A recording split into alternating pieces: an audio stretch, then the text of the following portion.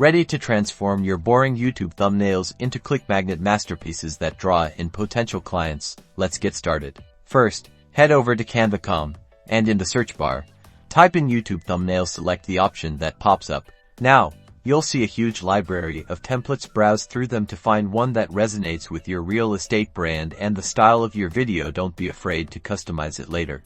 Once you've picked a template, it's time to customize. Start by replacing the image with a high-quality photo of yourself, a property, or a relevant visual from your video.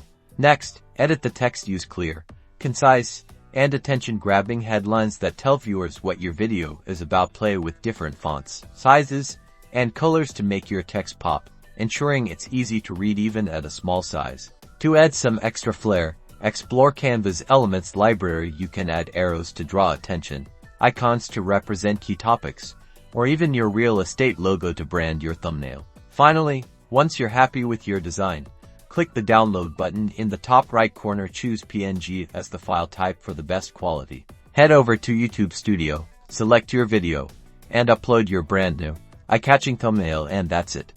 You've just created a compelling YouTube thumbnail using Canva, ready to boost your click-through rates and attract more viewers.